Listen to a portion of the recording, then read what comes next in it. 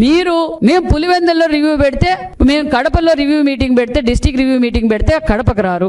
మరి అసెంబ్లీ సాక్షిగా అసెంబ్లీకి రండి, అసెంబ్లీలో చర్చిస్తాం. మేము 5 ఏళ్లు అసెంబ్లీలో చర్చించలేదా? మేము గ్యారంటీ ఇస్తున్నాం. మా ముఖ్యమంత్రి గారు మాకు పద్ధతి నేర్పారు. కక్ష సాధింపు చర్యలు మమ్మల్ని మేము చెయ్యము.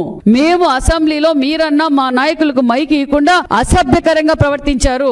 మేము అష్యూరెన్స్ గతంలో ఎలా అసెంబ్లీ నడిపామో కుటుంబ సభ్యులతో అసెంబ్లీ చూడవచ్చు. మీరు అసెంబ్లీకి రండి, చర్చిద్దాం. మీరు 5 ఏళ్లుగా ఏం చేశారు, ఇప్పుడేం మేము చేస్తున్నాం, మీ అప్పులు ఏ విధంగా మేము కడుతున్నాం, మరి ఏంటనేది అసెంబ్లీకి వచ్చి చర్చించండి. దమ్ము ధైర్యం ఉంటే మీరు అసెంబ్లీలోకి వచ్చి చర్చిస్తే మీరు మరి మీ పార్టీ ఉన్నట్టా లేనట్టో, మీరు పులివెందుల ఎమ్మెల్యేనో కాదో ఆ పులివెందుల ప్రజల కన్నా అర్థమయ్యేలా చెప్పండి సార్.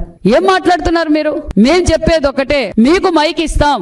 మీరు మా మైకులు కట్ చేశారు, మమ్మల్ని అసభ్యకరంగా మాట్లాడారు, మా ముఖ్యమంత్రి గారిని అసెంబ్లీ అసభ్యకరంగా మాట్లాడారు. అంతేకాకుండా మా భువనమ్మ గారిని మహిళను కూడా చూడకుండా అసభ్యకరంగా మీరు మాట్లాడారు. మీరు ఎలాగంటే మహిళలంటే మీకు గౌరవం లేదు. ఎందుకంటే సొంత తల్లిని చెల్లిని, ఇంకొక చెల్లిని, బాబాయ్ కూతురు ఇంకో సునీతమ్మని అందరినీ రోడ్డుకి ఎక్కించి మీరు ఏ విధంగా అసభ్యకరమైన పోస్టులు పెట్టించారంటే మీకు సొంత తల్లి చెల్లి మీదే మీకు గౌరవం లేనప్పుడు మీకు మహిళలంటే గౌరవం లేదన్న విషయం తెలుసు. మేము క్లారిటీగా చెప్పేది ఒకటే, జగన్మోహన్ రెడ్డి గారు మీరు అసెంబ్లీకి రండి, మీకు మైక్ ఇస్తాం, మేము చర్చించడానికి సిద్ధమని కూడా విషయాన్ని కూడా మీకు తెలియజేస్తున్నాం. మీరు అసెంబ్లీకి వచ్చి మీరు చర్చించండి, మేము సిద్ధంగా ఉన్నాం. మిర్చి రైతుల కోసం కూడా చర్చిస్తాం, రైతన్నుల కోసం చర్చిస్తాం.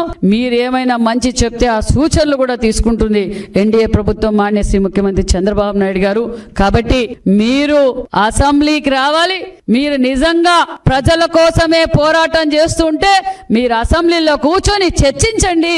అప్పుడు మీరు పులివెందుల ఎమ్మెల్యేని ఒప్పుకుంటామనే విషయాన్ని కూడా మీకు తెలియజేస్తున్నాం.